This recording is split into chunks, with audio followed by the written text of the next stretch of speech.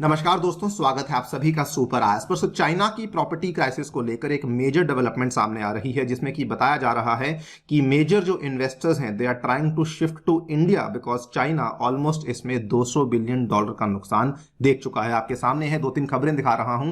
पहली खबर है, Chinese banks face almost $200 billion in losses from property. और इसके पीछे जो बड़ा कारण है वो ये है कि डिस्पाइट एवरीथिंग जो चाइना में होम बायर्स की जो बेसिकली डिमांड है वो पिकअप नहीं करी है, जिसके चलते प्रॉपर्टी सेक्टर में रिकवरी देखने को नहीं मिली है। आप देख सकते हैं, China developers finally get liquidity from the government, लेकिन डिमांड ही अवेलेबल नहीं है। और साथ ही में बताया ये जा रहा है कि because of all these things property investors जो हैं they are turning to India. ये वाली जो डेवलपमेंट है ये आज सुबह ही सामने आई है, जिसमें कि प्रॉपर्टी इन्वेस्टर्स जो बड़े बड़े इन्वेस्टर्स हैं वो अपने पैसे को चाइना से निकालते हुए अब इंडिया के अंदर पंप इन करने का प्रयास कर रहे हैं। जानेंगे पूरी कहानी यहां पर एग्जैक्टली क्या है और चाइना की जो पॉलिसी सपोर्ट थी वो किस तरीके से फेल हो रही है उसको भी समझा जाएगा। आइए शुरू करते हैं दोस्तों मेरे साथ। मेरा नाम है अनिरुद्ध। यदि आप लोग इस लेक्चर की पीडीएफ को डाउनलोड करना चाहते हैं तो यहां पर दिए गए टेलीग्राम चैनल के माध्यम से कर सकते हैं। आज से लगभग 4 महीने पहले की बात है, ये अनुमान लगाया गया था कि प्रॉपर्टी क्राइसिस के चलते चाइना के जो बैंक्स हैं उनको लगभग $356 बिलियन का नुकसान देखना पड़ सकता है। As you can see over here, Indian Express की ये वाली खबर 1 अगस्त को सामने आई थी। चाइना बैंक्स में face $350 billion in losses from the property crisis. और ये वाला जो अनुमान था ये दुनिया की जानी मानी जो रेटिंग्स कंपनी है S&P ग्लोबल रेटिंग्स, इसके द्वारा लगाया गया था। इसको बैक करने के लिए इन्होंने डेटा पेश किया था कि जो चाइना में प्रॉपर्टी सेक्टर को दिए जाने वाले लोन्स हैं वो बहुत तेजी से बढ़ रहे हैं। As you can see over here, and not just that, उन लोन्स के अंदर जो बैड लोन्स की तादाद है, जिनको कि हम लोग इंडिया में एनपीएस का नाम देते हैं, उसकी तादाद भी बहुत तेजी से यहां पे बढ़ रही है।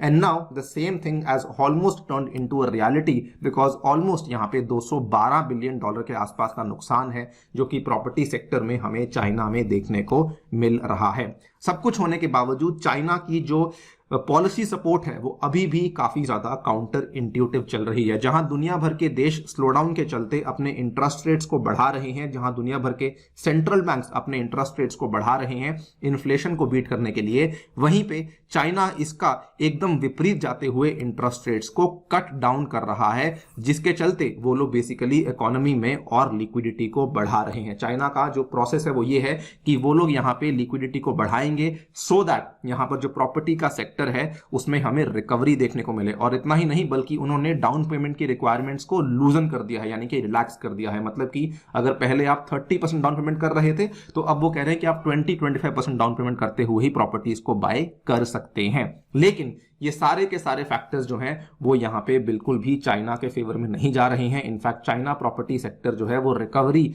यहां पे लेने का नाम नहीं ले रहा है। और इसी के चलते जो अंतरराष्ट्रीय निवेशक हैं वो यहां पे काफी घबरा चुके हैं, काफी डर चुके हैं। स्विस बैंक का ये मानना है that they expect a low rate recovery on the unsecured loans and bonds. और उन्होंने बल्कि ये भी कहा है कि सारी की सारी कहानी तब तक ठीक नहीं होगी जब तक चाइना में जो स्टॉल्ड प्रॉपर्टी के प्रोजेक्ट्स हैं वो पूरे नहीं हो जाते हैं। आपको याद करवा दें, जुलाई में ये वाली खबर सामने आई थी जब लगभग 40,000 से भी ज्यादा होम बायर्स सड़कों पर उतर आए थे चाइना में, and they had threatened the Chinese government कि हम लोग जो है मॉर्टगेज को बॉयकॉट करेंगे जब तक आप लोग जो प्रोजेक्ट्स हैं, जो स्टॉल्ड प्रोजेक्ट्स हैं, उनको पूरा नहीं करेंगे। बल्कि स्विस बैंक ने यह भी कहा है दैट द बैंक्स में sustain losses from the of balance sheet contingent liabilities. Not just Swiss bank बल्कि अगेन मूडीज इन्वेस्टर सर्विस के द्वारा भी चेतावनी इशू करी गई है कि चाइना के द्वारा जो लिए गए फिलहाल काउंटर इंट्यूटिव स्टेप्स हैं वो कहीं ना कहीं फाइनेंशियल इंस्टीट्यूशंस के ऊपर रिस्क को और बढ़ा देते हैं। Financial institutions will bear additional credit risk in the short term as they increase financing for the property sector. और इसका नुकसान जो है वो अल्टीमेटली लॉन्ग रन में बेसिकली फाइनेंशियल इंस्टीट्यूशंस और बैंक्स को ही देखना पड़ेगा। और ये लोग ऐसे ही नहीं कह रहे, बिकॉज लेटेस्ट डेटा सामने आया है जो कि सपोर्ट करता है कि क्यों ये लोग यहाँ पे घबरा रहे हैं। पिछले ही हफ्ते की बात है, चाइनीज गवर्नमेंट के द्वारा खुद के द्वारा डेटा को रिलीज किया गया जिसमें कि बताया गया कि new home prices have fell at their fastest rate in over 7 years. Property sales जो हैं वो भी यहाँ पे 15वें महीने के लिए डायरेक्टली गिरती जा रही हैं। They have fallen for a 15th straight month in October, यानी कि पिछले 15 महीनों से चाइना में प्रॉपर्टी सेल जो है वो लगातार गिरती ही जा रही हैं। चाइना का नेशनल ब्यूरो ऑफ स्टैटिस्टिक्स का जो डेटा सामने आया है वो बताता है कि investments in real estate development have fallen 8.8% compared with the same period in the previous year. और ये इन्वेस्टमेंट्स जो है अब चाइना से निकल रही हैं, कहां जा रही हैं उसके बारे में बात करेंगे।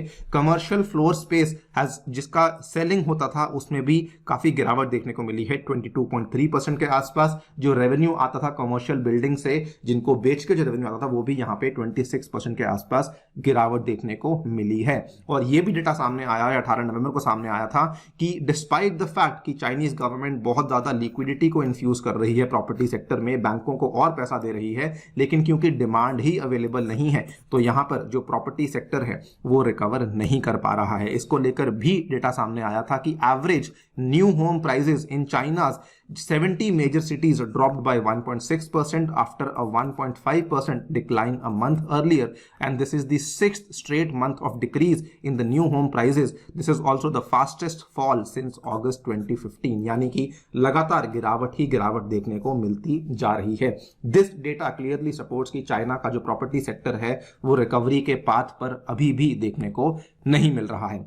इसी की तुलना में अगर हम लोग इंडिया के प्रॉपर्टी सेक्टर की बात करें तो इसको मापने के लिए एक बहुत ही इंपॉर्टेंट सूचकांक है, that is the all India house price index, जिसको कि भारत का central bank that is the reserve bank of India इसको रिलीज करता है, जिसने कि बताया that the HPI grew at an annual rate of 3.5% for the quarter which ended in June, यानी कि जो Q1 था उसका डेटा सामने आया था, आप लोग यहाँ पे देख पाएंगे।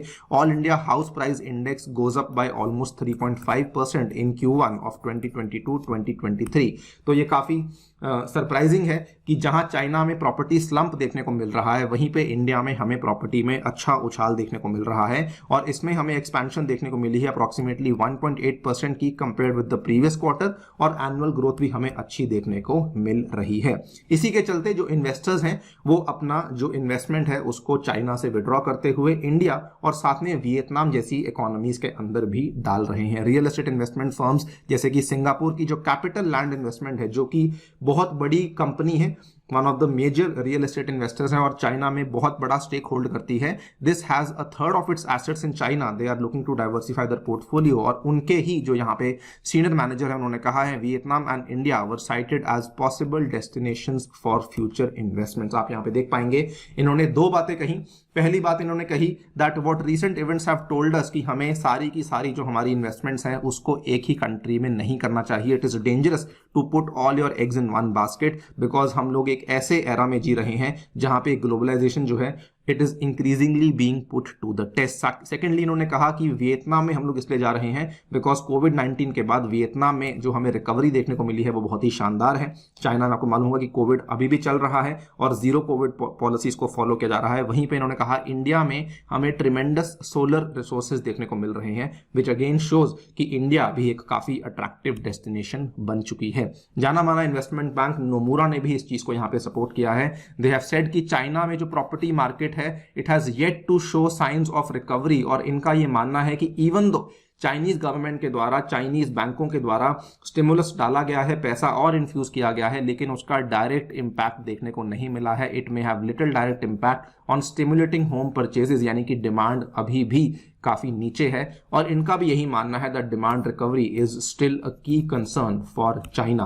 और आपको बता दें कि ये कहानी केवल यहीं पर नहीं बल्कि इवन इलेक्ट्रॉनिक्स के सेक्टर में भी देखने को मिल रही है, जहां पे चाइना में ऑलमोस्ट हमें बहुत नुकसान देखने को मिल रहा है। आज से लगभग एक महीना पहले की ये वाली खबर है जब चाइना के जो टॉप टेक्नोलॉजी स्टॉक्स थे they lost nearly $70 billion in market capitalisation, और जो यहाँ पे इन्वेस्टर्स थे वो अपने पैसे को इन स्टॉक से निकालते हुए इंडिया में उस पैसे को डाल रहे हैं। आप लोग यहाँ पे देख पाएंगे China supply chain risk gives little known Indian stocks a boost, यानी कि ऐसी ऐसी कंपनियां जिनको कि बहुत लोग जानते तक नहीं थे उनमें हमने बहुत बड़ा बूस्ट देखने को मिला। आप लोग यहाँ पे देख पाएंगे इसमें एक कंपनी थी जिसका नाम था Dixon technologies. It has rallied more than 80% this year because यहाँ पर जो इन्वेस्टर्स हैं वो अपने पैसे को चाइना से निकालते हुए बेसिकली इंडिया में पंप इन कर रहे हैं।